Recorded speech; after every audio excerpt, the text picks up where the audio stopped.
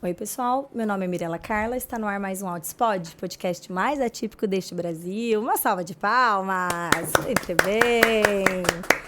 Estamos aqui muito animados. Já peço desculpa por esta voz. Não está muito boa, meio capenga, mas com muita animação. Sim, que estou aqui em São Paulo para muitas gravações. Então eu não ia deixar, de gravar. Tinha que trazer muito conteúdo bacana, então você que está aí nos assistindo, já deixa seu joinha, já curte, compartilha.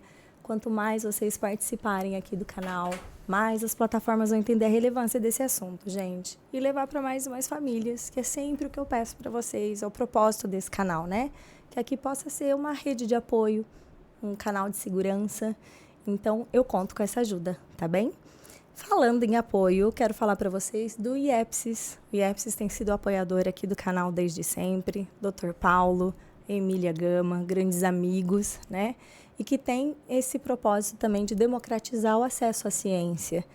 Na plataforma do IEPSIS tem cursinhos para autismo, para transtornos do neurodesenvolvimento, cursinhos menores, mais pontuais, de valores acessíveis, cursos mais densos, pós-graduação. Vamos dar uma olhadinha.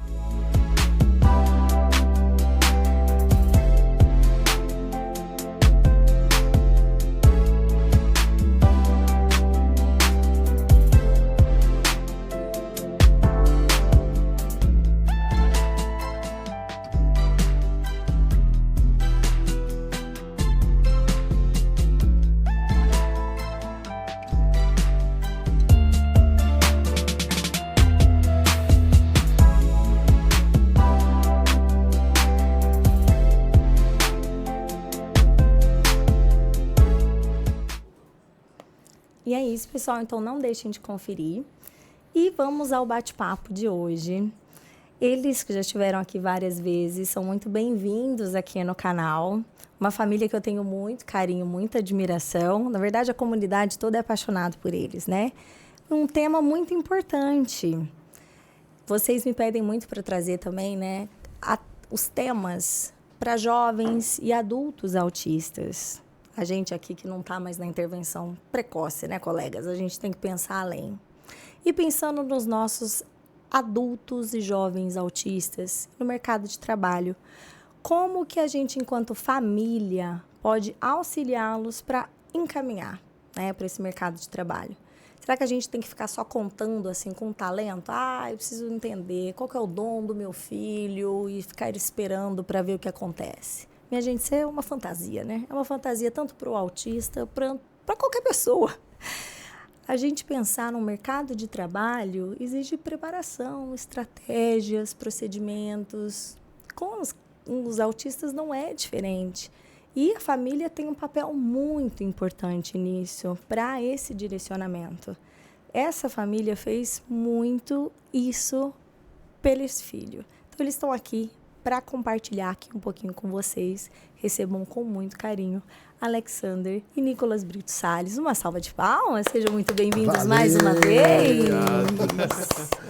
Obrigado. Pra gente é sempre um prazer estar aqui, né? Eu não sei quantas vezes a gente já participou, Acho que essa é a quinta ou sexta vez.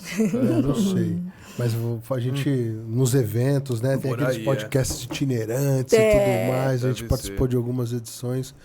E pra gente é sempre um prazer. Queria te parabenizar, inclusive, pelo trabalho que você está fazendo, o quanto que ele vem crescendo, o quanto de visibilidade que você está tendo, de visibilidade que você está dando para assuntos que são tão importantes, tão relevantes hoje, e que está furando, né? Está furando a bolha, né? Das famílias, furando a bolha desse nosso mundo TEA e está indo para outros lugares e isso está muito bacana. Eu queria, inclusive, te parabenizar, aproveitar essa oportunidade. Meus parabéns. Está muito legal. Obrigada, Alex. A vocês também, gente. Vocês lá no Mion. Cara, que fantástico. Que honra a do Mion de receber vocês. Sério, eu só pensava isso. Que honra a do Mion. Foi demais o quadro de vocês. Não, foi muito legal. E a produção ligou pra gente, assim, ligou pra Anitta, na verdade. A Anitta estava ela estava passando numa consulta no dentista. E aí ela deu pausa lá na consulta, saiu e falou, terça-feira você vai ter que estar no Rio, você vai gravar com o pessoal da Globo e tal. Eu falei, o quê? Ela falou, daqui a pouco eu te explico. E já voltou para dentro da consulta lá, que ela teve que atender o telefone no meio da consulta dela. E aí, pô, o pessoal veio primeiramente em São Paulo, fizemos as gravações aqui, né? O pessoal muito, assim, muito profissional, o pessoal muito querido, são muito queridos o pessoal da produção dele também, né? Não só o Mion, mas todo mundo que participa. E aí pintou essa oportunidade, né? Ali com o pessoal da produção, falou, não, pô, o Nicolas toca um piano, a gente viu uns vídeos dele tocando, a gente queria que ele tocasse lá no palco, o Nicolas topou. E aí falou, mas aí alguém vai ter que cantar. E aí sobrou pro pai, né? Falou, vamos lá. Falei, não, vamos embora, filho. E a gente fez junto. Foi demais. Falaram, você vai tocar, Nicolas, tá bom. Mas você vai vir junto, pai. Canta junto. Você ficou nervoso, Nicolas? Fiquei Ficou, filho? Só um pouco. Não vou mentir, não. Só um pouquinho. Você sabe que é engraçado isso, porque... Na verdade, o meu irmão é músico, eu tive banda durante muito tempo. O Nicolas, ele cresceu nesse ambiente musical. E é complexo, não que não, funciona, né? Você pegar uma banda que você não está acostumado, né? E você ir fazer junto com a banda.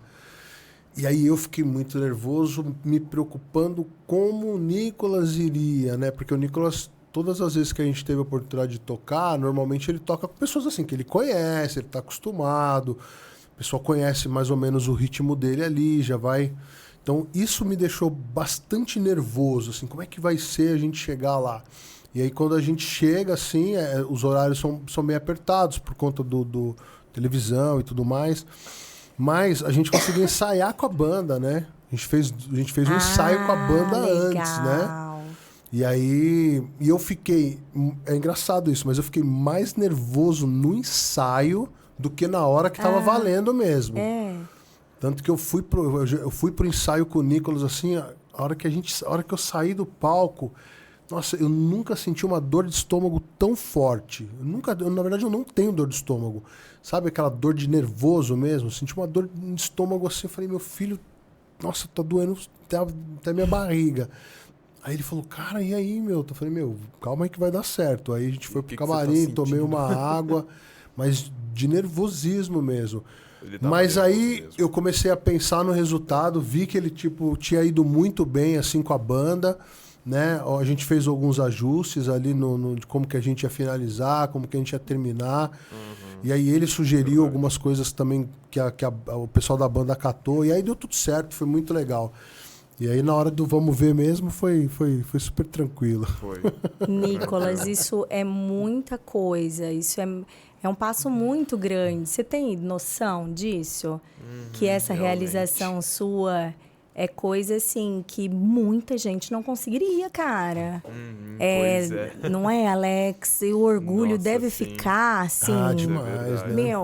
Isso é sério mesmo, Nicolas. Isso aí não é assim, autismo, não autismo. Isso é muito grande, gente. Olha, eu aqui no Altispod, muitas pessoas, convidados, profissionais, palestrantes, professores, já desmarcaram comigo, já vieram aqui para gravar, tiveram ânsia de vômito, foram embora. Nossa. Já tiveram pessoas que vieram acompanhadas, assim, às vezes com o marido ou com a esposa, do tipo, vai gravar sim, porque queria desmarcar, mas eu vim aqui junto para gravar. Então, assim, profissionais. Uau. E que o nervosismo tomou conta. Acabou tomando conta. Para você ter ideia do quanto é, assim, comum e desafiador para as pessoas. Um palco, uma apresentação e tal. Então, isso, assim, um podcast que é algo aqui mais intimista. E, às vezes, de todas essas vezes, nenhuma era transmissão ao vivo, tá? Também gravado. Tudo gravado, né? E você num palco de algo tão grande, isso é muito grande. Você merece os parabéns, assim, porque demais, é um feito. Demais. A gente falou isso pra ele. E eu fiquei muito mais nervoso que ele. Eu fiquei muito mais nervoso que ele. Tanto que ele chegou lá de boa e tal. O teclado, a produção arrumou um teclado, né? Falou, qual que é a marca de teclado que o Nicolas, né, quer tocar? A gente falou, não, teclado tal. Eles arrumaram, providenciaram e tal.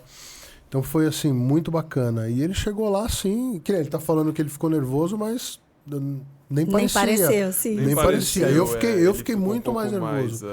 E na hora do vamos ver... realmente. E na hora do vamos ver... a gente não sabia, foi de surpresa, né? O Romeuzão, o filho do Mion, gravou uma mensagem pro Nicolas. E aí, o que acontece? Foi mensagem do Romeuzão, aí eu ia entrar cantando, só que eu vi a mensagem e eu me emocionei. Estruturou um pouco mais a gente. No sentido positivo, claro. Aí porque foi muito emocionante, a gente não tava com... esperando.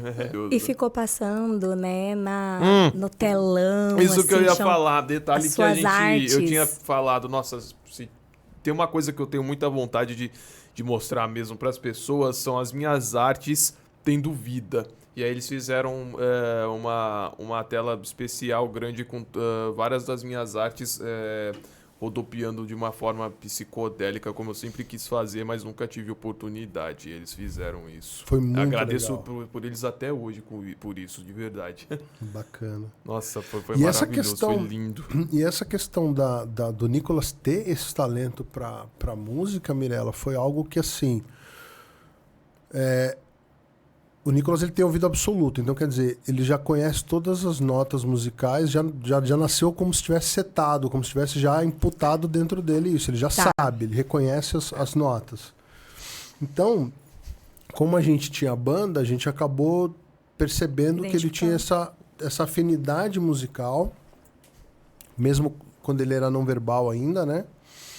E aí a gente começou a perceber que quando, por exemplo, a gente estava ensaiando e a gente tocava assim uma nota errada, alguma coisa, ele olhava feio ou ele tinha algum tipo de ação. E aí a gente começou, inclusive isso ensaiando em casa. E aí o guitarrista na época que é um grande amigo, um abraço aí pro meu amigo Xadu, e ele falou, cara, o Nicolas, acho que ele percebe, cara, quando tá desafinado, será que é isso? E a gente começou a fazer brincadeiras, testes, né? A Anitta também se ligou e começou a fazer isso no teclado para entender, e a gente descobriu essa facilidade dele de reconhecimento das notas e tal, e essa afinidade musical. Mas olha que engraçado, mesmo ele tendo todo esse dom, e aí mesmo ele ter entrado na aula de música e feito e aprendido a tocar, e aprendido a ler partitura lá no nível que até onde ele quis ir, né? É algo que ele não quis tocar na vida dele, assim, não quis ser profissional, não quis levar isso adiante, né? E a gente respeitou, né?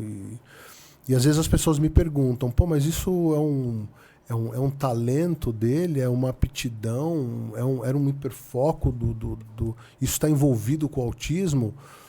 Não necessariamente, não vejo essa relação. O Nicolas nunca foi assim, excelente demais em algo.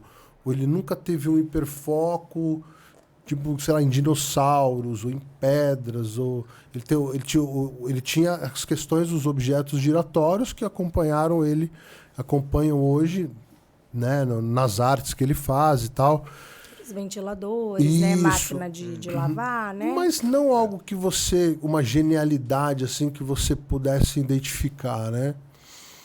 E é engraçado isso porque às vezes a gente encontra, né? E esse ano, por coincidência, talvez, em alguns eventos que a gente fez, algumas palestras e aulas que a gente participou, a gente encontrou uma série de pessoas, assim, algumas pessoas que trouxeram esse sentimento de teve um diagnóstico precoce, está ali no processo de desenvolvimento terapêutico com o filho e tal, e que está aguardando, de repente, encontrar ali uma genialidade, buscando essa genialidade, que pode aparecer ou não, né? Mas não necessariamente isso é uma condição sine qua non. Vai ter que ter uma característica X, ou uma aptidão X, um hiperfoco X naquele indivíduo, naquele ser humano.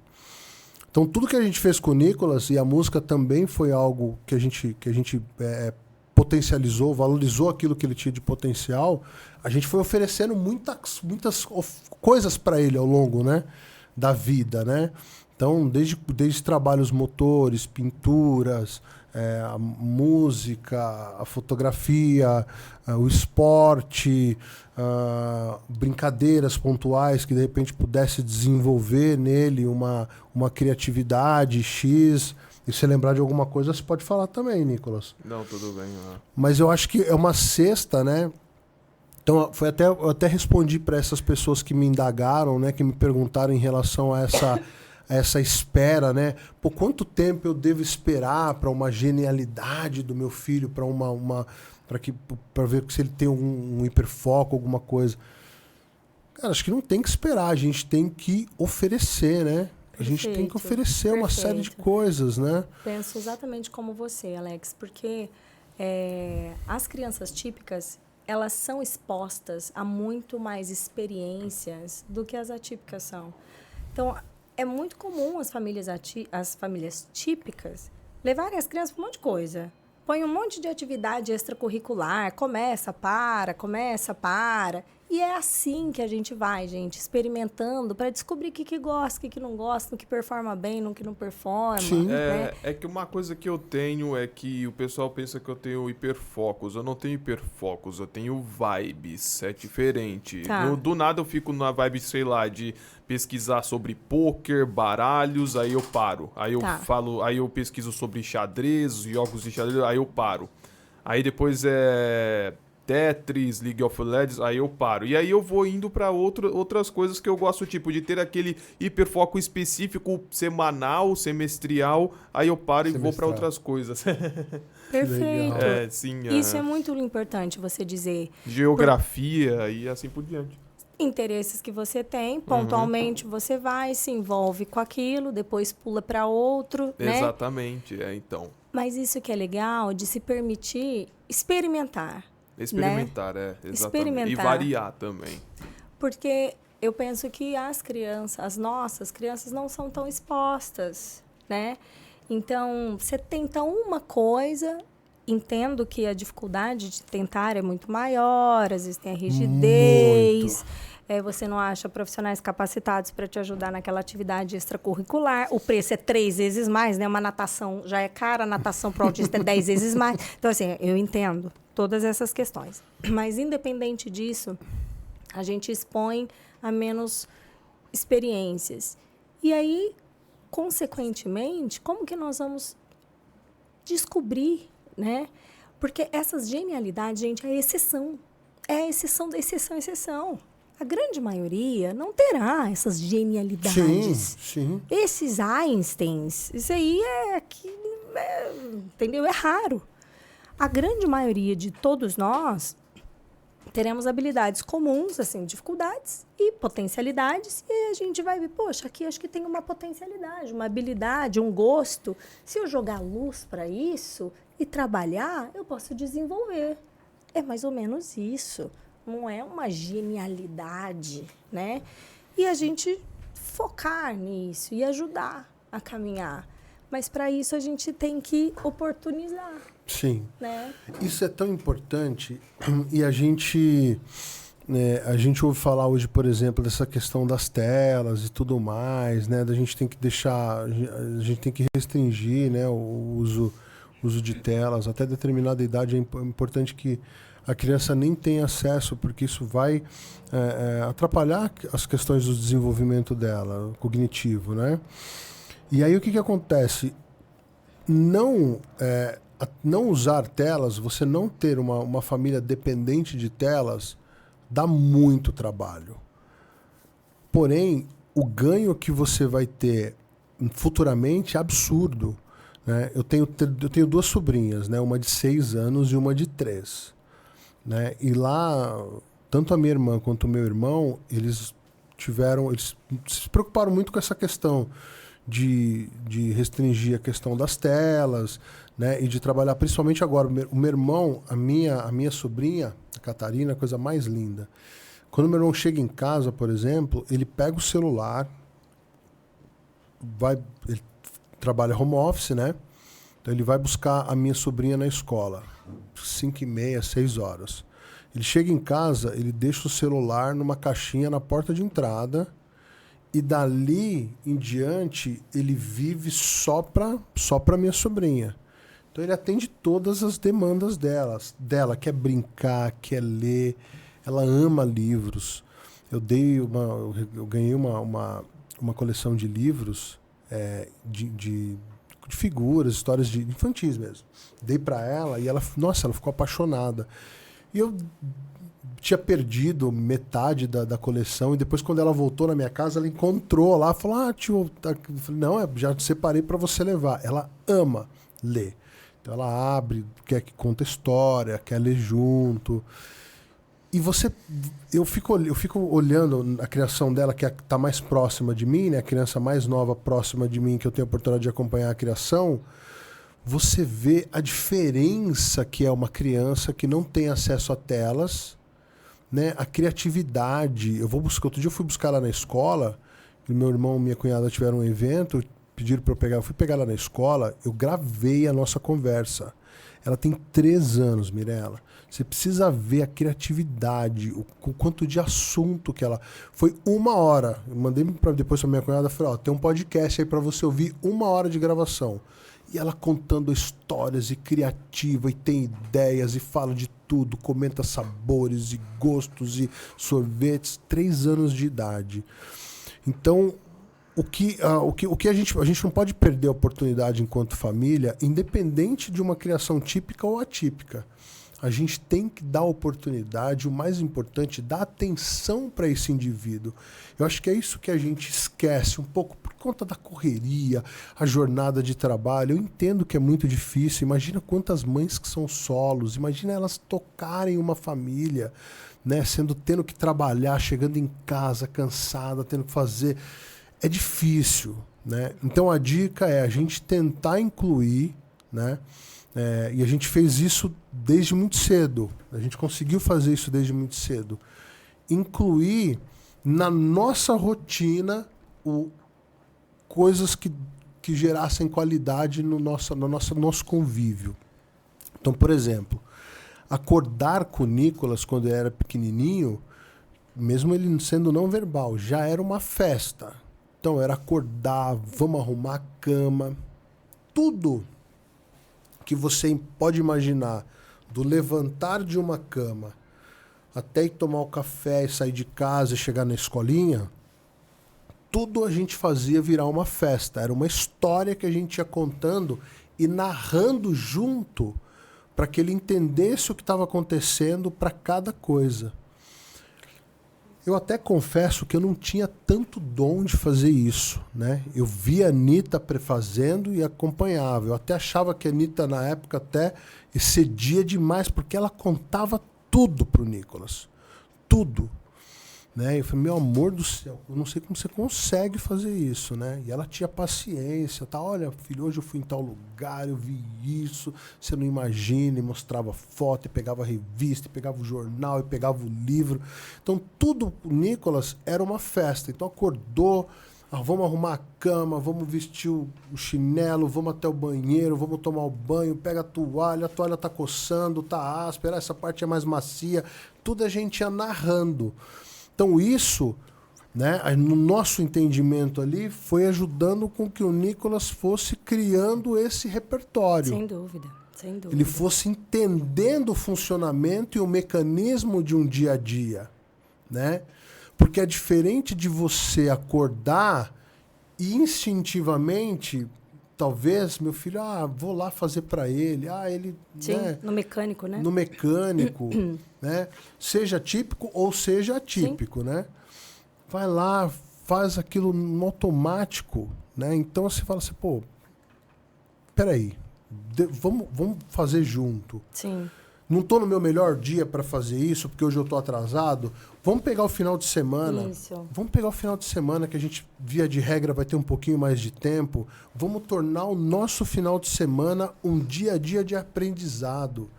Né? Vamos envolver a criança nessas atividades. A Anitta envolvia o Nicolas na atividade de cozinha. A gente fazia muito isso quando era criança. Nossa, a gente fazia bastante atividade de... cozinha juntos, de lavar roupa também, né? E a gente também saía bastante, tipo, juntos no geral, num fim de semana, em família, isso. Ainda quando o celular não era uma coisa comum na época, né? E ajudava bastante no desenvolvimento. E o Nicolas, ele fazia, por exemplo... você lembra quando a mamãe ia cozinhar com você, cozinha até hoje. Nicolas, ele faz cinnamon roll, né? Faz as receitas Faz o bolinho, faz a massa, faz... Cara, às vezes a Anitta pega lá 2, 3 horas. Às vezes hoje a demanda parte dele, né? Então foram coisas que a gente foi inserindo dentro do contexto Nicolas. Sim. Porque, Mirella, se a gente não tivesse feito isso, e até hoje bem menos, mas se deixasse o Nicolas, ele ficava no flapping, pulando dentro de casa e não tinha nenhum tipo de interação. Aquilo ali para ele era a vida dele. Era o mundinho dele, fechado. Mundinho dele. E teve até o seu desenvolvimento da fala também, né, Nicolas? Você falou um tempo, depois você parou, teve um lapso sem falar e voltou bem mais tarde, né? Como que foi mesmo, assim, aproximadamente as datas, assim, as o Nicolas, idades? ele parou de falar com 3 anos e meio, ele falava 4 ou 5 palavras até essa idade. E com 3 anos e meio, parou ele total. zerou e ficou até os 5 anos e 8 meses, mais ou menos, sem falar absolutamente nada e sem ter nenhum tipo de reação. A gente olhando hoje, o Nicolas ele teve uma doença chamada púrpura de Renox-Schlein, que é uma doença que ataca o sistema linfático, que é uma doença que não tem nada a ver com autismo. Né? E ele teve que tomar doses muito fortes de corticoide para combater, para reverter processo de hemorragia interna que essa condição traz. E aí o Nicolas, a gente acha que isso foi um gatilho para que ele tivesse um autismo mais regressivo, que ele tivesse uma regressão. Né? E assim, o Nicolas, ele... É até triste falar isso, assim, mas a gente olhava assim, parecia que tinha saído a vida dele, assim, sabe? A alma dele parecia que não tinha mais nada. Nada ali. Não tinha mais nenhum tipo de reação. Chorava por horas e depois ria por horas, mas não obedecia mais comandos, não tinha mais entendimento, né? E... Você tem memórias dessa época? Não tem, Nicolas? Nada. Aí com 5 anos e tanto voltou a falar algumas palavrinhas? Começou a falar algumas coisas. Começou, na verdade... esboçar sorriso e mostrar que estava entendendo o que a gente estava falando. Começou a voltar, assim... Alguma interação social. Isso. Pouquíssima, né? Que é a história do carrossel, que minha amiga levou a Anitta pra... Como que é? Não sei. Não. No livro Meu Filho Era Autista, conta essa história. Tá. Uma amiga foi em casa e falou assim, cara, vocês estão isolados do mundo, cara. Porque vocês não falam mais com ninguém, vocês estudam autismo e tudo mais, e trabalham pelo Nicolas. Vamos dar uma volta, né? Eu tava no trabalho, ela pegou a Anitta à tarde, foram num shopping perto de casa e tinha um carrossel. Aí ela falou, vamos ver se o Nicolas vai no carrossel e tal. Ele levou, colocou, assim, ele não tinha vontade. A Anitta foi, Passivo. colocou ele no carrossel, pôs o carrossel para rodar. Nisso, o carrossel passava perto de uma grade onde elas estavam lá de fora, e a Anitta fingia que ia pegar ele. Vem aqui e tal. Numa dessa que ela fez que ia pegar, na 3ª ou 4ª volta que ele tinha dado, ela sentiu que ele deu um leve... Aí ela falou, nossa, eu acho que eu tô ficando louca. Eu tô vendo o Nicolas sorrir, meu. Aí falou pra colega, olha, vê se você vê a mesma coisa que eu. E vem aqui que eu vou te pegar, vem aqui que eu vou te pegar. E aí ela começou a ver que ele tava mudando a expressão. Aí aí foi demais. Aí ela chegou em casa, contou pra mim. Falei, não, você tá brincando. Ela falou, Alex, juro pra você, cara, eu não tô louca. Aí, que hora que abre o shopping? 10 horas. A gente foi pro shopping, cara, com ele. Meteu ele no carrossel lá. Quanto você quer pra não desligar mais? O cara falou, não, paga só uma aí. Enquanto não chegar ninguém pra andar, eu deixo ele rodando. E ficamos lá no carrossel. Então o carrossel, ele tem um simbolismo pra gente, que é quando o Nicolas começa a voltar pro mundo de novo, entendeu? E aí tem toda essa simbologia e tal. E aí dali a gente percebeu que, falei, ele vai voltar, né, cara? Vai dar certo, acho que a gente tem uma esperança. E a gente começou a trabalhar, estimular. E aí o Nicolas começou, uns 7, 8, 9 anos, fazer frases, né? Que ele copiava de desenhos. Então, colalia. Colalia. puramente assim, sem nenhum sentido. E aí a gente começou a trabalhar para que ele utilizasse essas ecolalias dentro de um contexto. Nessa fase você lembra? Essa fase eu lembro. Essa fase eu lembro. Eu lembro que eu fazia muitas ecolalias completamente desconexas de desenhos, filmes que eu assistia. Mas aí depois eu fazia ecolalias funcionais, apelidadas funcionais. Eu fazia ecolalias mitigadas dentro de um assunto que tinha contexto. Você lembra o que você pensava quando você fazia essas ecolalias? Eu pensava que eu poderia conseguir arrasar em algum momento na comunicação fazendo essas ecolalias mitigadas. Agora. Sim, eu pensava nisso. Olha só, né? Para você era uma comunicação, né? Tô me comunicando mesmo, assim. É isso aí. E aí foi com 7 a 9 por aí com ecolalia. E aí depois quando que começou a vir a fala funcional? A fala funcional do Nicolas, ela começou mais ou menos com 11 anos e meio. Eu acho fantástica a história do Nicolas, porque traz muita, não só esperança, né, para as pessoas que escutam aqui, porque a gente sabe que tem aquela janela da neuroplasticidade, sim, aquela coisa toda, e a gente entende que o que a ciência mostra é que esse período, ele é o período de ouro, blá, blá, blá, blá. Mas, contudo, porém, todavia, né, a gente sabe que todo tempo é tempo de desenvolvimento. Sim. E que a gente precisa sempre olhar dessa forma. Eu tenho uma das minhas melhores amigas de Rio Preto, a Fabi Frois, um beijo para ela. O Rafa, filho dela, agora está com 8, 9 anos, né? E aí, agora que o Rafa começou a também falar palavrinhas funcionais, se comunicando mesmo, assim, né? E, cara, pra gente tem sido, assim, sabe? Tipo... E é uma incógnita. Nossa. E a gente não sabe por quê. É um mistério, né? É uma coisa... Ele começou agora com isso, né? Então, tia Miela, tio Roberto... Aí ele fala o nome dos meus cachorros e quando ele vem, dá beijo, dá abraço. Então, ele tá interagindo e fixando o olhar. E tá, tipo assim... Cara, eu fico assim, cadê esse Rafa Tagarela agora? Do tipo, sabe, né? Então, assim... E era algo que, tipo, né...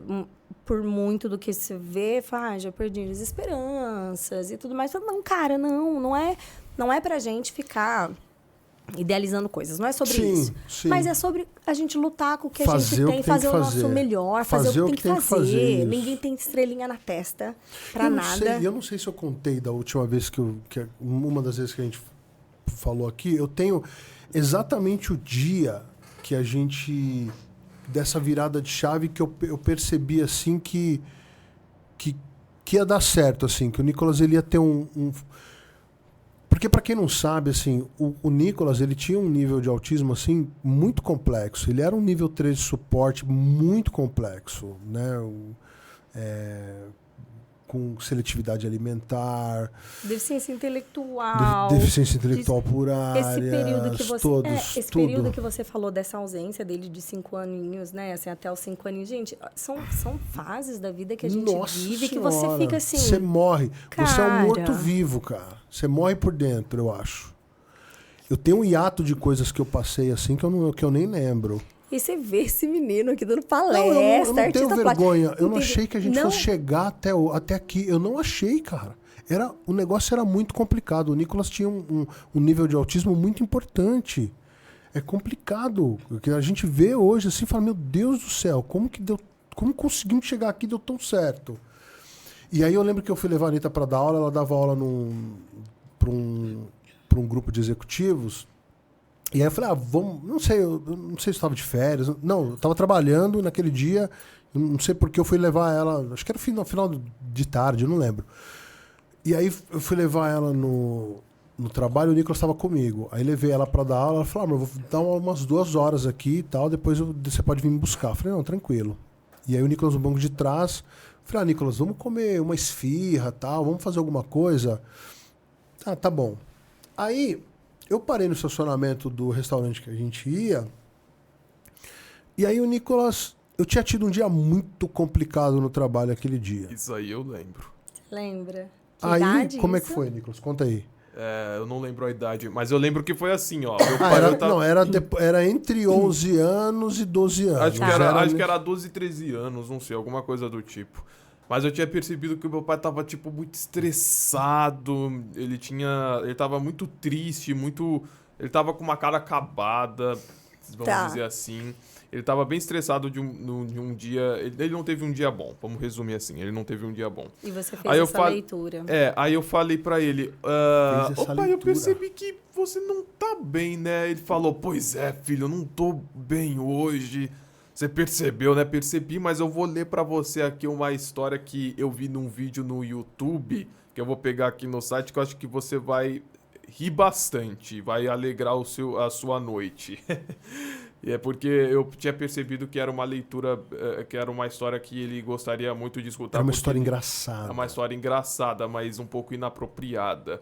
Mas mas era tipo bem o estilo dele, porque é bem história de tiozão. Sua cara, isso. Alex. Inapropriado. Eu sou inapropriado, Nicolas. Não, gostei dessa. Não, é história de tiozão que eu quero dizer. De tiozão, é isso aí. Só melhor. Inapropriado não, é de história de tiozão. É isso aí.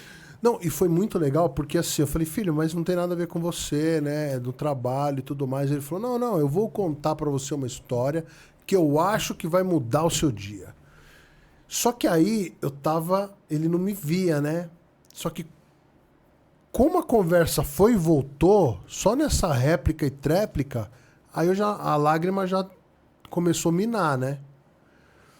E aí eu comecei a chorar e ele não via. E aí eu disfarçando aqui, né? No banco da frente e ele no banco de trás contando toda essa história pra mim. Então, assim, 4 capítulos da história. Isso ficou muito marcou, assim, porque realmente foi a primeira vez que a gente conversou, tá entendendo? Essa foi a nossa primeira conversa.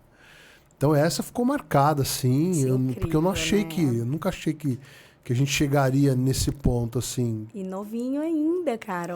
Né? Foi um pouco antes, não tinha 13 anos, porque eu acho que nessa época você ainda não tinha nem começado a palestrar com a sua mãe ainda. Ou tinha... Mas ainda que fosse 13 também, mas muito novinho, porque foi muito legal. Ele teve primeiro a leitura da situação. Olha só, cara, isso depois, foi genial. A perspectiva de uma solução. Sim. Né? Porque, vou dar um exemplo, ó. Então, meu filho já teve vezes que ele leu que eu não estava legal. Então, assim, mamãe, você tá triste? Você tá chorando? Posso jogar videogame? Entendeu? Então, assim, li, eu não sei muito o que fazer. Não tenho a perspectiva, entende? Do tipo, né? Então, você leu... Rolou uma empatia com o negócio. Isso, e eu consegui agir de acordo. Sim. Né? Achei uma solução, conformidade. Nossa, foi gigante assim, então, isso. Cara, isso... fantástico. Eu imagino você no dia, né? Achei que eu fosse explodir. Total. Cara, demais. Total, né? E aí, quando eu percebi, quando caiu a ficha do que estava acontecendo, e assim, aí você quer gritar, você quer, né? Aí eu falei, só que a gente já tinha visto outras crianças que estavam passando por um processo de fala, de aprendizado, aí tipo, falou a primeira palavra, a família gritou, assustou, parou. E a criança parou de falar, não falou mais. Total. Aí demorou pra... Total. Né? Então eu falei, cara, eu vou ter que manter a calma, eu vou ter que segurar a minha onda aqui pra não traumatizar ele de alguma coisa e tal. Mas foi assim, chorei muito, cara, foi muito assim, impactante, porque é algo que eu não achei que a gente fosse chegar nesse nível, né? E essa questão, né, tudo que a gente foi fazendo com o Nicolas ao longo desses anos, né? E quando a gente fala, pô, mas o Nicolas ele escreve livros, ele faz o processo de fotografia, tudo isso foi muito assim, tipo, de ofertar. O Nicolas ele tem a capacidade, ele tem ideias maravilhosas, ele cria histórias maravilhosas. Só que o operacional disso, a gente tem que dar esse caminho para ele. Então, Nicolás, cadê o computador? Já colocou, já abriu o arquivo, tá escrevendo, deu certo? Tenta se dedicar 1 dia, 2 horas por dia, tal, para você conseguir fazer o teu projeto. Ele está escrevendo uma sequência de livros agora para um projeto grande que ele vai ter que fazer, que logo, logo, se Deus quiser, a gente vai divulgar aqui. E aí a gente tem que colocar essas regras, né? Ajudá-lo para concluir. Isso. Até porque o Nicolas, ele tem... E isso é uma coisa que também a gente tem que levar em consideração. O Nicolas, ele tem outras comorbidades. Então, por exemplo, não só o autismo, mas, por exemplo, o que mais prejudica o Nicolas talvez seja até o TDAH. O TDAH dele também é muito forte, assim como o meu. Então, se ele não se policiar com relação àquilo que ele tiver, com os compromissos dele, tudo, ele não tiver uma agendinha, ou ele criar uma rotina, ele não vai entregar. Então, essas questões, né, a gente teve que... Enquanto esse é o papel da família, né? Isso. É direcionar, não é obrigar. Né? Porque se você obriga também, você perde, de repente, aquilo que ele está te entregando enquanto artista, enquanto escritor, enquanto fotógrafo. Né? Então, assim, o Nicolas ele não é obrigado a fazer. Mas quando ele se propõe a fazer, a gente tem que criar o planejamento para que ele consiga executar. Certo. Então, assim, não é obrigado a fazer. Nicolas, você quer fazer? Nicolas, tem uma proposta de um X pessoa, ou X empresa, de você fazer uma série de livros, tal. O que você acha? Não, eu acho legal por conta disso, tal. Plantou a ideia. Legal. Daqui 2 dias, Nicolás, sobre aquele assunto que a gente falou do livro, você deu uma pensada? O que você acha disso, cara? Não, eu acho legal e eu até pensei em pegar coisas que eu já tenho, naquela ideia que eu estava em tal lugar, tal hora trabalhando, vou unir isso, vou fazer. Pô, bacana. Então, vamos fazer? Virou projeto? Vamos fazer. Então, vai ser assim. Então, a gente cria esse planejamento para ele.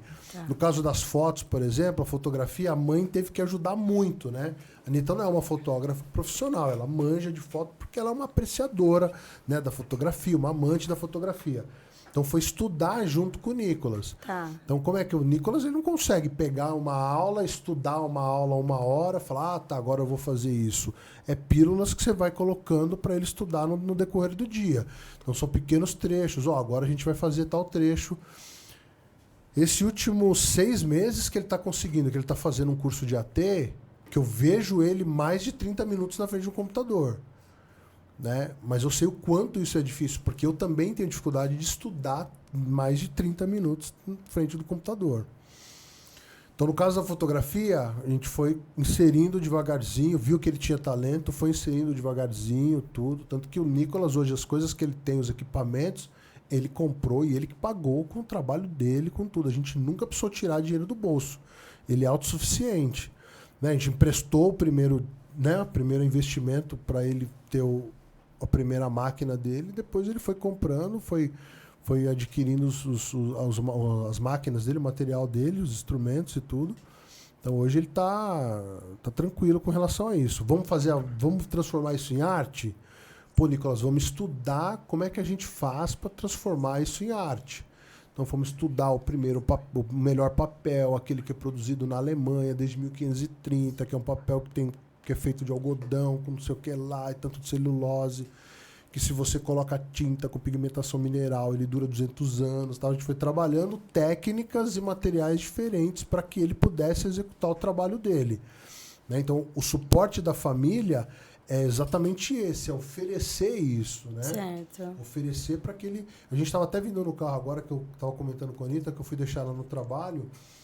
E aí eu falei, tô indo gravar com a Mirella e tal. E aí a gente tava falando sobre essa questão de suporte e tal, tudo mais. Ela falou assim, por exemplo, o Nicolas, né? Se a gente não tivesse feito isso, se ele não tivesse a família, ele era um cara que tava trancado dentro de um quarto hoje, né? Então, por exemplo, o Nicolas ele tem uma série de sonhos que ele pode comentar depois aqui junto na sequência do que eu tô falando aqui, Nicolas, se você tiver, ficar à vontade. Ele quer uma pessoa para viver com ele, né? Ele quer ter uma mulher, ele quer ter um casamento, ele viu o nosso casamento, ele viu quanto eu e a Anitta a gente se dá bem, que a gente se ama, que a gente tem um casamento bacana. Então ele quer isso para ele também. Então a pessoa que o Nicolas encontrar, ela vai ser... Eu tô rindo porque vocês vão entender por quê. A pessoa que o Nicolas vai encontrar é uma pessoa que não vai ter que ser a mãe do Nicolas, mas é uma pessoa que vai entender que ele precisa desse tipo de suporte.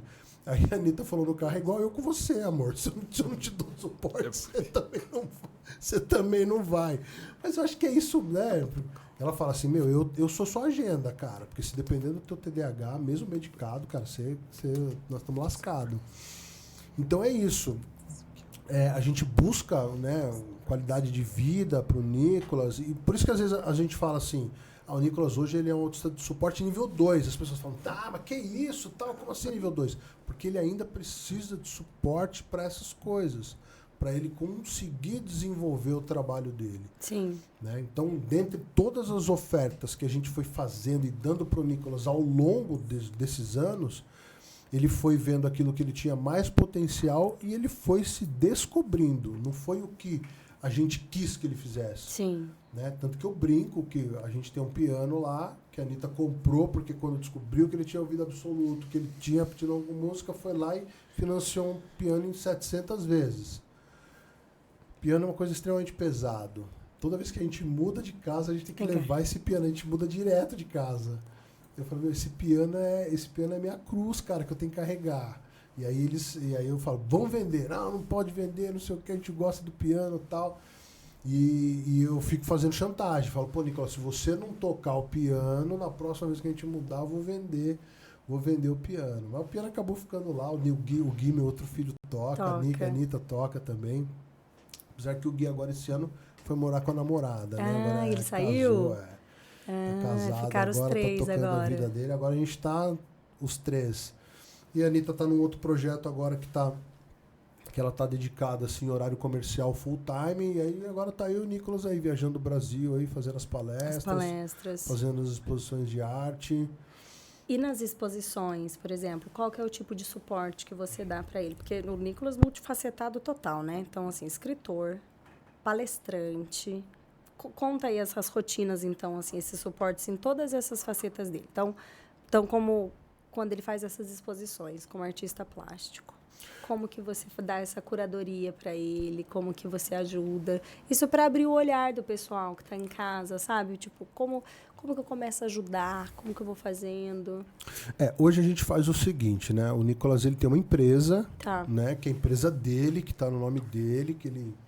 Né, eu sou, vamos dizer assim, o administrador. Certo. E mantenho ele informado de tudo que está acontecendo, tento incluir ele em tudo que a gente está fazendo, até para que o dia que eu não estiver aqui, ele já sabe como é que ele vai ter que fazer, né? Tá. Então, hoje, ele faz a produção das artes dele. Hoje a gente trabalha de duas formas. Ele tem as artes que são por encomendas, que são fine arts, que são as artes mais caras, vamos dizer assim. Então, por exemplo, mudei para uma casa agora, eu tenho uma parede X, minha paleta de cor dessa casa é a Y, eu quero uma obra do Nicolas aqui. Então, ou a pessoa faz uma filmagem do local, a gente vai fazer uma visita, vai lá com ele, o Nicolas olha o local, vê a paleta de cor, conversa com a pessoa, ele conversa com a pessoa para entender o que a pessoa tem de ideias. E aí, dali, ele faz uma produção artística e apresenta para essa pessoa para ver se está no caminho que ela espera, que está dentro daquilo que ela deseja. Tá. As imagens estando, né, a arte estando de encontro com o que a pessoa quer, aí ele vai definir o tipo de material. Se vai ser um Canva, se vai ser um metacrilato, se vai ser redondo, se vai ser quadrado, se vai ser tal. Vai definir o tipo de material que vai ser usado na confecção dessa obra. Né? Então aí o que acontece? O que eu entro? A parte artística é o total Nicolas. Eu entro na parte técnica dos materiais e do custo de quanto que isso vai ficar. Esse é um pilar. Tá. O outro pilar são as obras que a gente produz para as exposições de leis de incentivo que a gente ganha. Então, normalmente tem uma temática.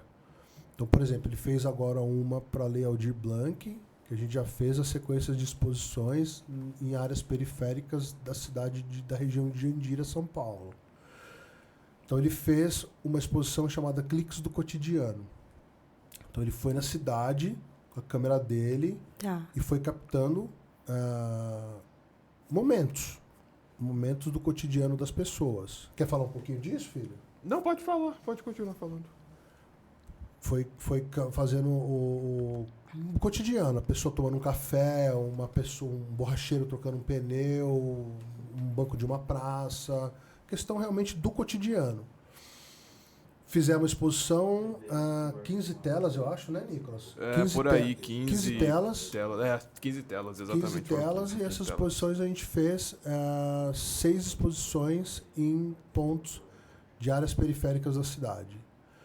Aí a gente já não é uma obra de arte, já é um Canva, mas aí já é um Canva sintético, não é algodão, é um outro, porque é um material que ele vai ficar exposto mesmo publicamente, alguém pode passar e tal. Não tivemos problema nenhum, graças a Deus.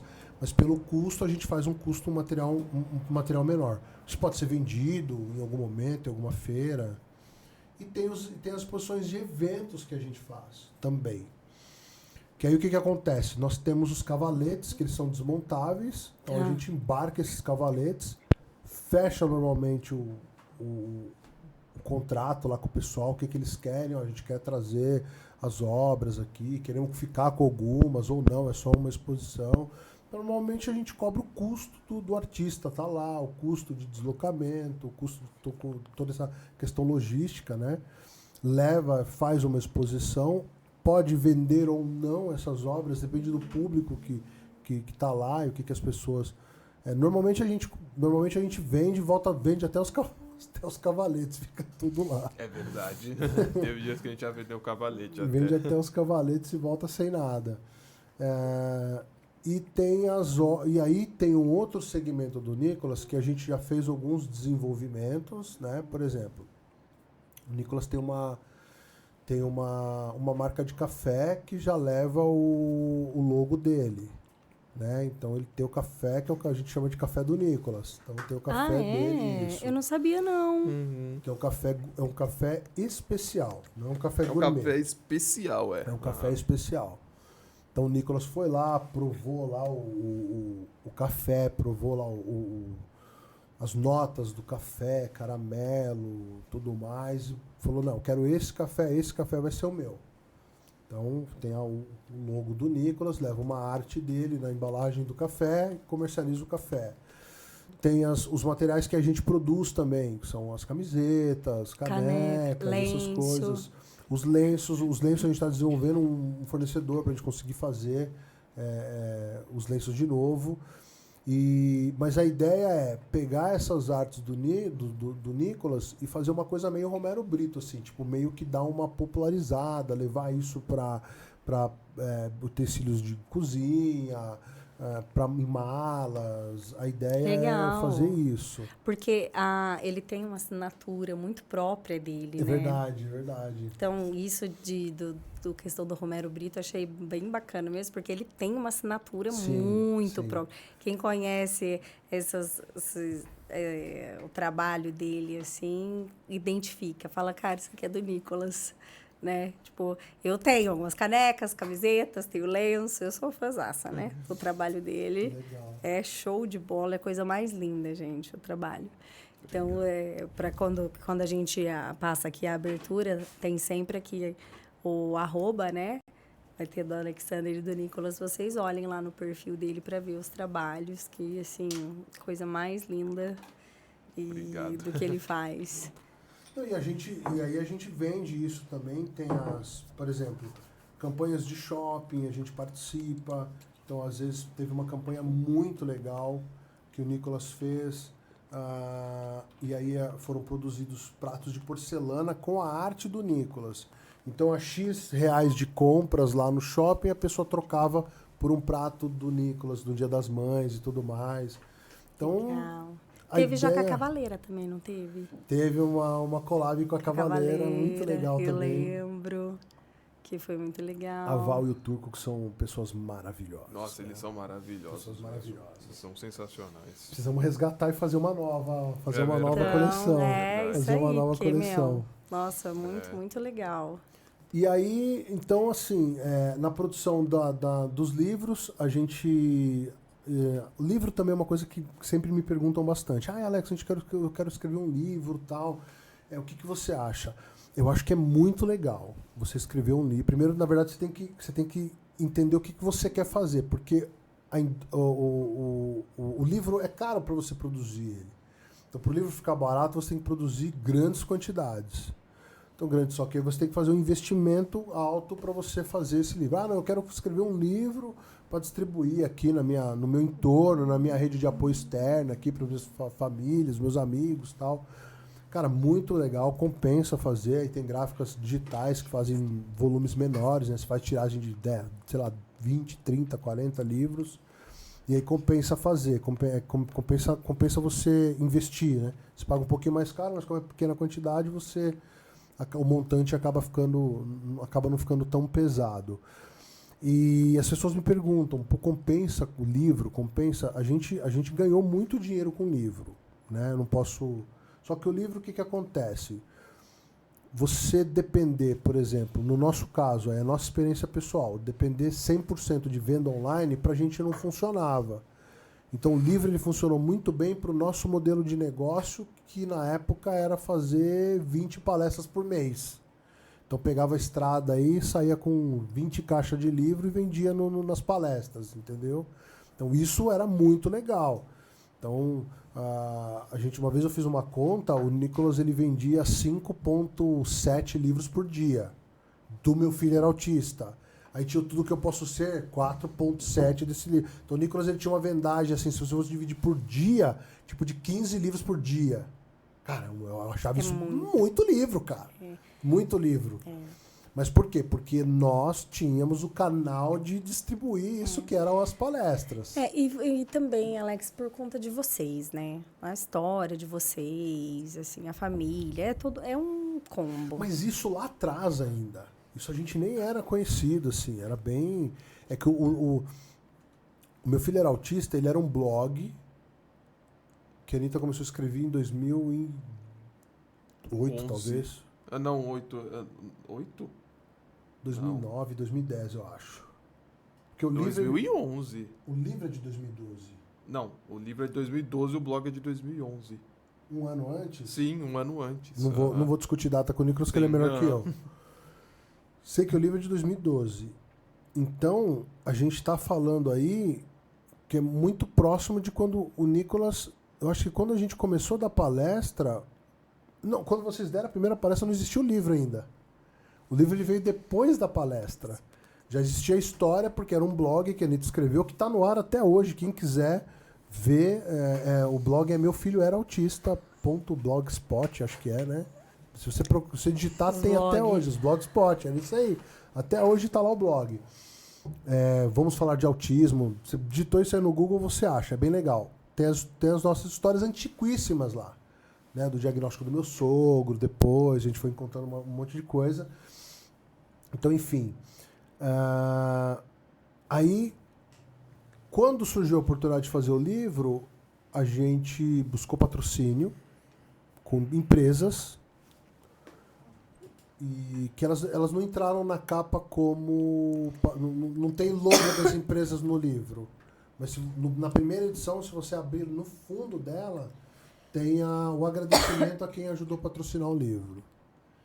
E aí algumas empresas bancaram a gente fez a primeira tiragem do livro, acho que de 4.000 cópias, se eu não me engano, e a gente conseguiu vender isso em um ano.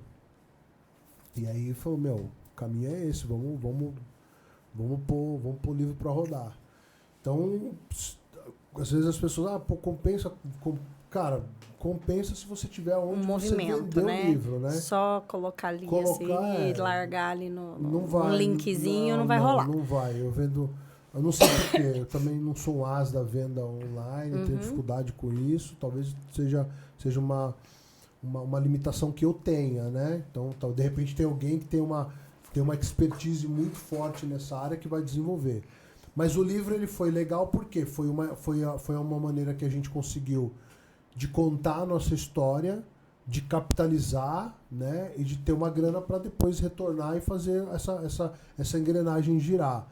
Mais adiante o Nicolas escreveu o livro da vida dele, de como ele enxerga o mundo, que é o Tudo Que Eu Posso Ser.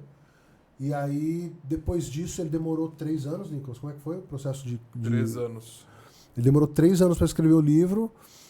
Mas aí depois ele mudou total. Ele falou, cara, quero escrever livro infantil. E foi uma coisa que ele tirou dele. E aí ele começou a escrever Ivana, Patovão. Aí tem um outro que não pode falar o nome? Não, é melhor não. Mas tá em processo, tô escrevendo ele ainda. Muito legal também, que é uma história muito original, muito, muito, muito original. O dia que ele me contou, eu chorei dele me contar a história, o plot do negócio. E aí agora ele está fazendo também uma série de livros paralelo com isso, que é um projeto que talvez logo, logo vai sair do papel.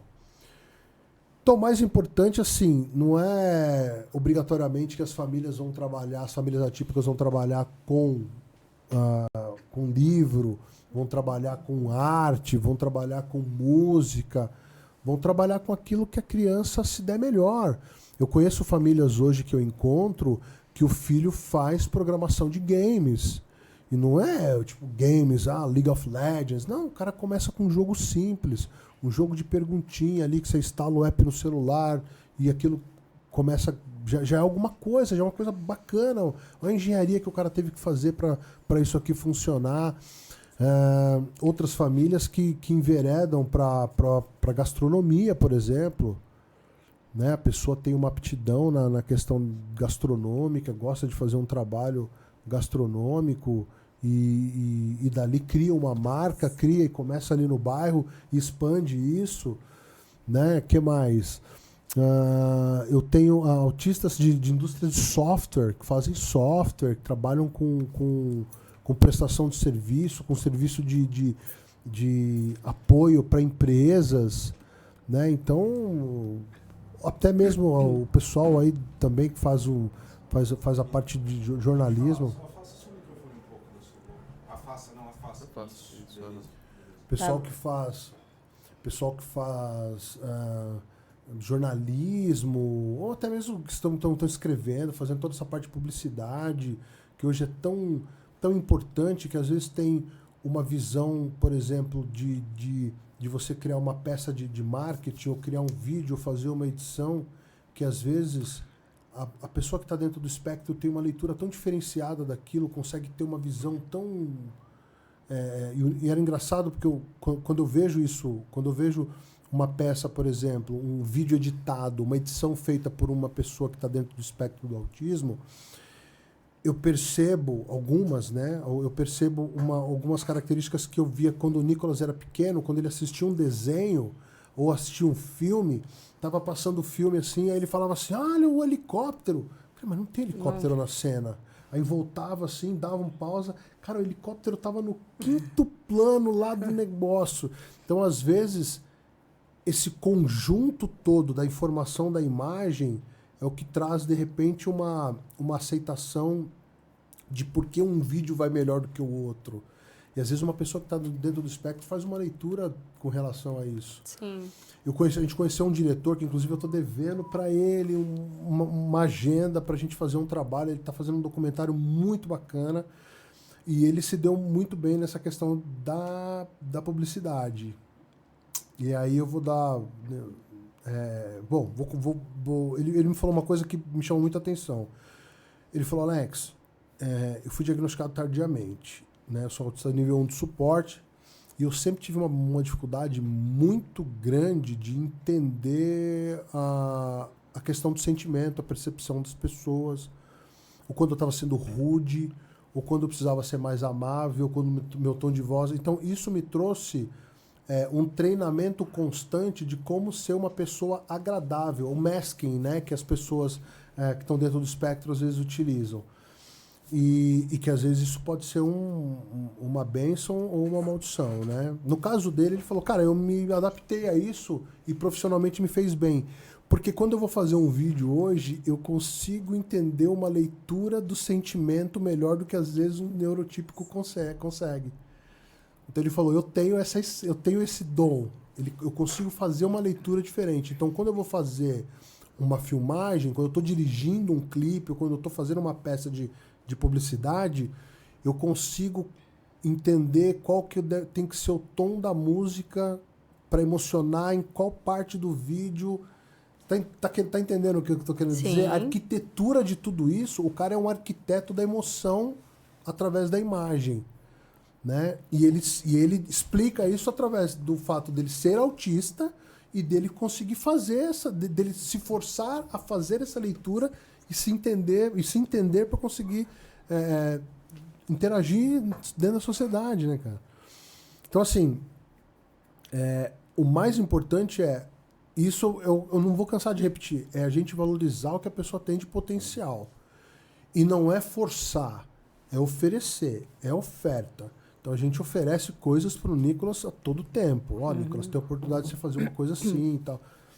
Recentemente o Nicolas até falou, eu fiquei até em choque. Ele falou, talvez eu faça uma faculdade numa área tal. Eu falei, caramba, né? Não estava preparado para ouvir isso. Não estava preparado para ouvir isso.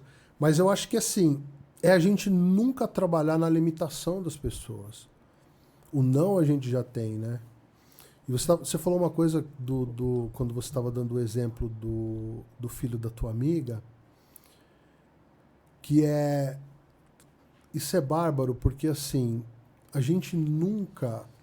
O que a gente faz de bem para as pessoas, quando você trata uma pessoa bem, você não sabe o que essa sua ação vai refletir, vai reverberar na vida dessa pessoa.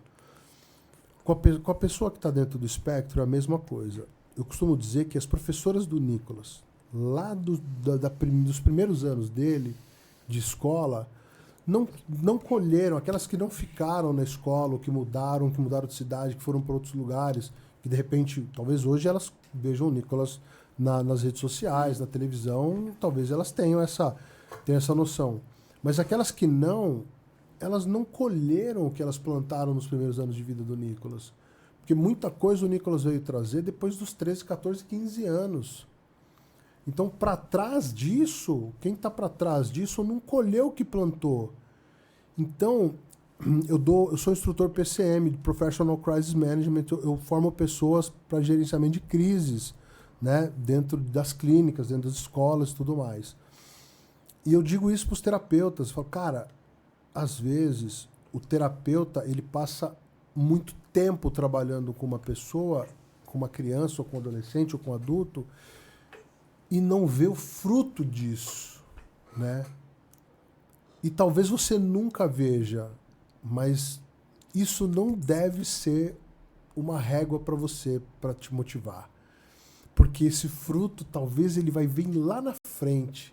O retorno disso vai vir lá na frente.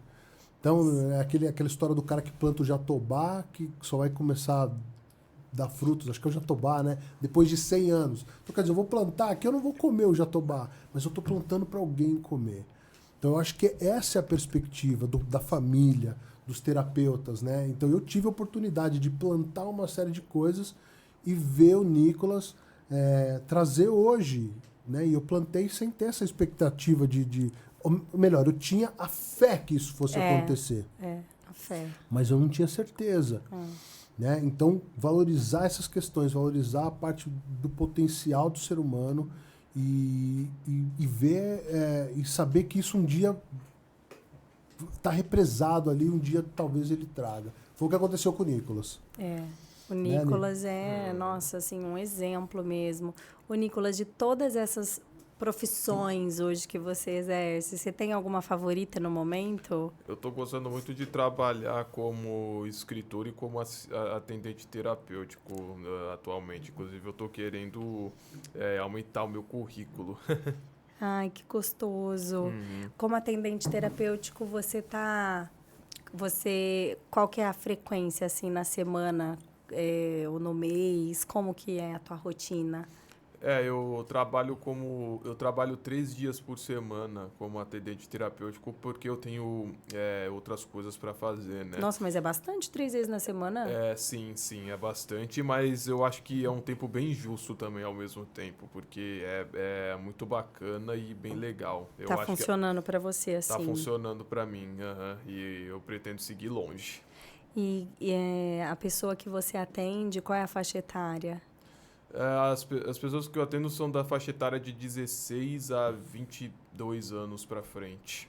De 16 são jovens. 22, são jovens. Autistas. Ai, que legal, Nicolas. Jovens com TEA. Jovens com TEA. E quando você... E são meninos ou meninas? Meninos e meninas. Os dois. Os dois. São verbais? São verbais, todos eles. E estão na fase de habilidades sociais, os treinos? Habilidades sociais, a maioria deles são autismo de suporte 2:1 mesmo. De 2:1. Sim. A gente teve alguns de suporte 3, mas eles acabaram, infelizmente, não se adaptando. Mas a gente fez o máximo de inclusão possível, né? Sim. A gente trabalha com inclusão. Mas no momento só tem 2 e 1 mesmo. Mas é bastante mas coisa assim, mesmo. É maravilhoso, E quando você... Já faz quanto tempo? Porque já faz um tempo bom já que você está como assistente terapêutico, né? Vai fazer 3 anos esse ano. 3 anos já. Sim. Nossa, foi uma oportunidade incrível que te deram e uma oportunidade muito incrível para essas pessoas estarem com você, né? Eu agradeço elas até hoje pelo que elas fizeram comigo. E eu digo assim, para esses jovens, uma oportunidade incrível ter você como assistente terapêutico, né? Pelo pertencimento, né? Mas eles são maravilhosos também, muito fofos eles. E para você, quando você vai ver esses objetivos que tem que ser trabalhados também, acaba que você acha que isso também te ajuda nessas habilidades? Isso me ajuda porque ajuda também na questão de organizar a minha rotina e também organizar atividades para eles, alguma coisa criativa que a gente possa fazer para ajudar na comunicação deles, na verbalização e assim por diante. Ajuda também tanto a mim quanto a eles também, vamos dizer assim. Ai, nossa, que legal, que legal. E você é muito proativo nisso, né, Nicolas? Conta um pouquinho dos jogos que você propõe, porque você compra, você pensa neles. Quando a gente está viajando, você fala, não, pô, vou levar esse daqui porque vai ser legal para tal atendido meu. Não precisa falar o nome dos atendidos. Não, eu não vou falar o nome dos atendidos e nem dos jogos, mas tem jogos, tipo assim, tem viagens que a gente já fez, que eu fui a gente foi para os Estados Unidos, e aí eu tava vendo nas prateleiras, nas lojas, assim, jogos que, poderia ser muito bacana para levar na clínica para os jovens e assim por diante. E aí, tipo, nossa, e cada resultado surpreendente, maravilhoso, de verdade. Esses jogos são, às vezes, de cartas, jogos de tabuleiro? São de cartas, geralmente de tabuleiro, mas são mais de cartas mesmo. Que tem perguntas e respostas, assim, de interação, que te perguntas faz pensar. e mais tipo jogos estilo Uno, essas coisas, sabe? Mais diferenciado. Nossa, tem alguns lugares que eu vejo, assim, também esses materiais. É tão bacana, dá vontade de sair comprando tudo. Nossa! Alguns desses que eu comprei nos Estados Unidos chegaram aqui no Brasil recentemente. Sim. É muito legal, porque a gente vai se apaixonando por esses materiais, né? Ele é muito, eu achei legal porque assim, ele é muito proativo e aí ele via um determinado jogo, um determinado equipamento que ele entendeu que aquilo era para trabalhar com determinado atendido. Então ele comprou lá, ele tem umas torres de madeira, umas coisas que desmontam, uns brinquedos que vai estimulando realmente a parte do pensamento. Então, eu achei muito legal. E tem os jogos também, que são mais mesmo de entretenimento, né? Pra você brincar ali e tal. Mas eu achei muito legal porque foi uma iniciativa dele, né? Então, ele viaja, ele compra, ele leva. E lá eles fazem a questão de culinária também, a música, eles envolvem e tal. E aí o Nicolas, na verdade, ele atende como equipe, né? Então tem uma equipe que está com ele ali, tudo fazendo o trabalho junto. Então foi bem legal, assim, foi algo que para ele foi muito bom, porque o Nicolas ele se deparou com uma dinâmica que, por exemplo, ele não tinha com a gente, né? Porque a nossa dinâmica, assim, ele está em família, a gente vai acolher, mas, por exemplo, eu não vou ser mandado embora, eu não vou sair do meu trabalho, eu não vou procurar um outro emprego, eu não vou ser contratado por um outro lugar. Então, o Nicolas ele se deparou com algumas situações que fez ele crescer enquanto ser humano, que é, quando você está numa empresa, hoje teu colega está aqui, amanhã ele foi para outro lugar, ou ele viajou, ele teve que mudar. Então, tem os desapegos, né? Tem as separações que elas vão acontecendo. Então, isso foi muito legal para ele entender essa dinâmica mesmo do mundo real, né? Mundo real. A instabilidade a ali, né? A instabilidade, exatamente. Você não tem nada segurado. Não. Né? Então, que para ele... Então, isso foi, assim, muito, muito legal. E entender e contribuir também com a parcela dele ser humano para realmente ajudar também essas pessoas, esses jovens, né? E até mesmo os terapeutas, né? Porque tem uma pessoa que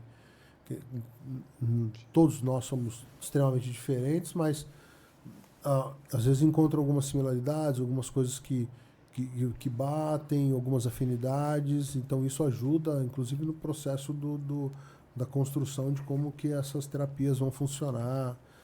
Então foi bem legal. Acho que todo mundo ganhou, assim. O Nicolas ganhou bastante também, porque ele entendeu essas questões da parte profissional.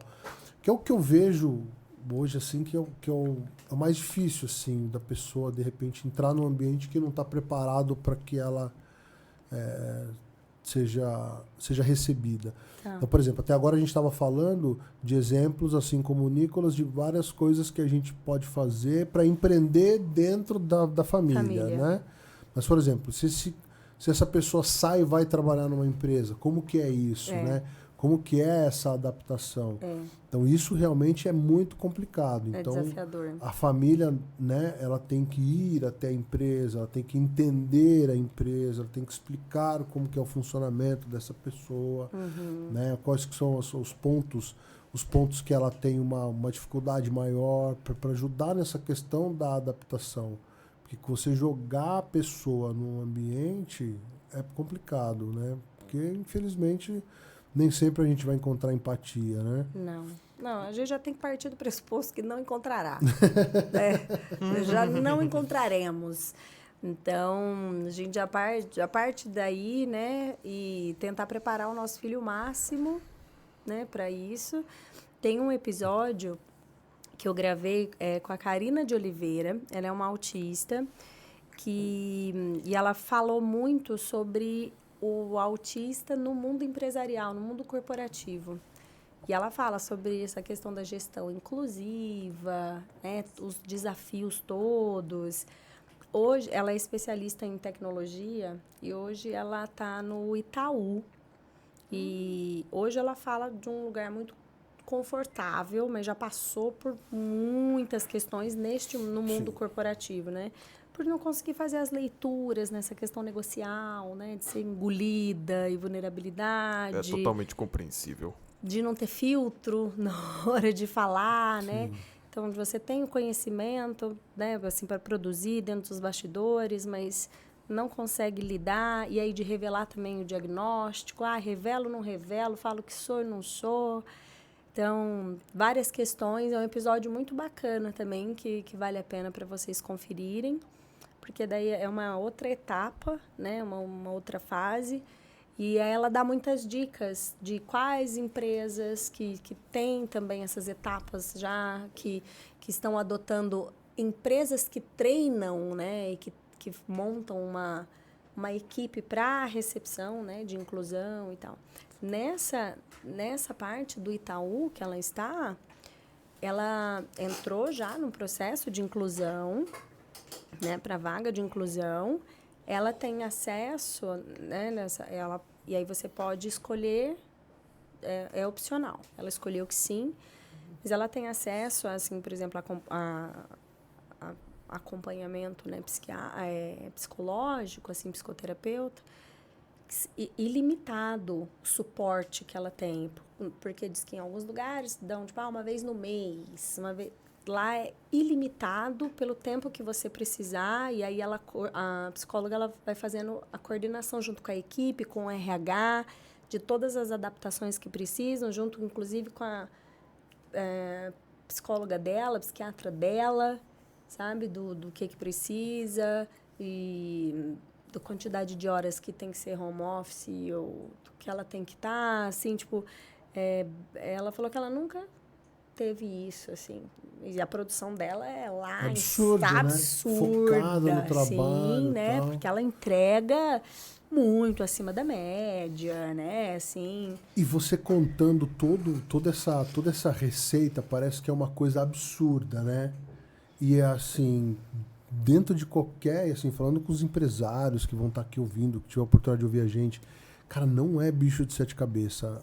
A gente tem, como tudo que a gente vai implementar novo, a gente vai ter aquela dificuldade de início, né? Aquela resistência à mudança de início, mas depois incorpora isso no DNA, cara. Exato. Incorpora e vai embora, a coisa funciona. Só gira. Durante o período da pandemia, pós assim, tipo, ali quando começou a terminar a pandemia, a gente fez muito trabalho para a empresa, porque a pandemia trouxe à luz muitas questões de transtornos do neurodesenvolvimento, muitas questões de transtornos mentais, no geral. Né? Então trouxe à luz uma galera que estava passando desapercebida dentro das organizações. E a gente foi falar muito sobre isso. O Nicolas fez muita palestra para esse público e a gente foi fazer depois que deu voltou ao normal, né? A gente podia sair e tal, a gente foi fazer, inclusive presencial dentro de algumas empresas, assim, foi uma coisa linda, assim, maravilhosa. Eu lembro que a gente estava participando de uma...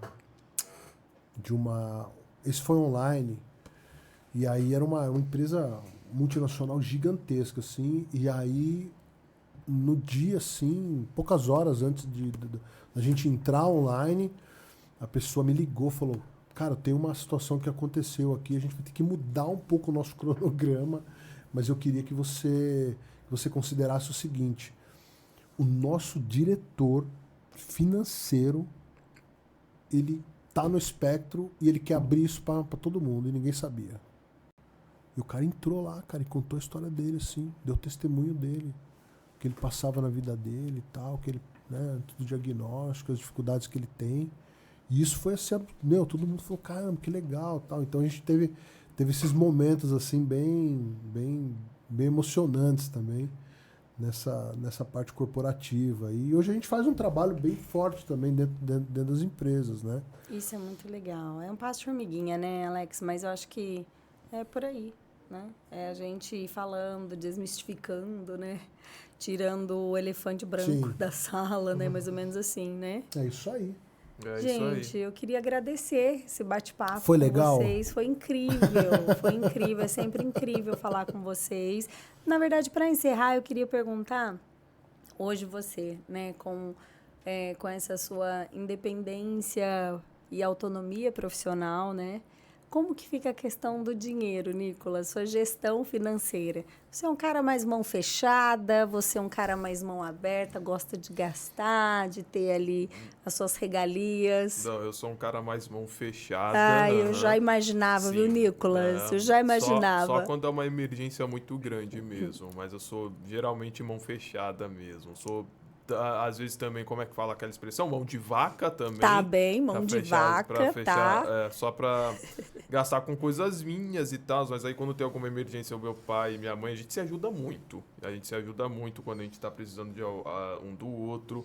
Mas no geral mesmo, quando a gente está, vamos dizer assim, bem financeiramente, num semestre, a gente... Um semestre não, né? Como é que fala? Numa semana. Uma semana. Aí depois eu sou um pouco mais...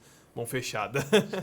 Entendi. Não é um cara gastadeiro. Não sou um cara gastadeiro. Não sou viciado em compras. Isso é muito legal, porque assim, quando o Nicolas começou a administrar, porque ele tem a conta dele, ele tem os cartões dele.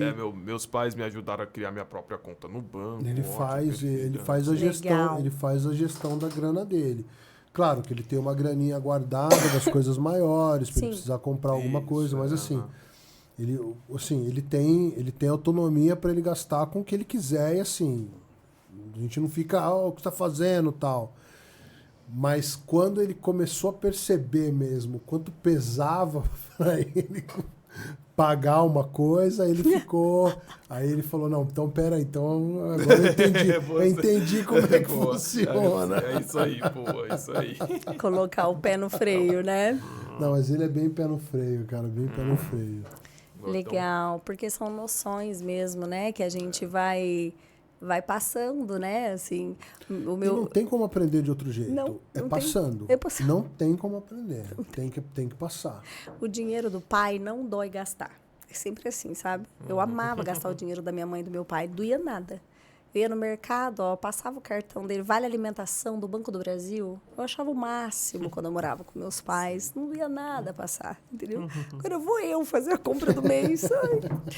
Entendeu? É totalmente diferente a sensação, sabe assim? É outra ótica, né, Nico? Completamente diferente. É outro lado da moeda. Mas você sabe que meu filho, né, ele tem a mesadinha dele. Meu filho é a mesada dele. Mas adora pedir para eu comprar as coisas para ele, sabe? Você não para de pedir as coisas. E aí eu falo para ele, compra você. Você quer tal coisa, o brinquedinho, você quer não sei o quê, você tem tua mesada. Ah, não.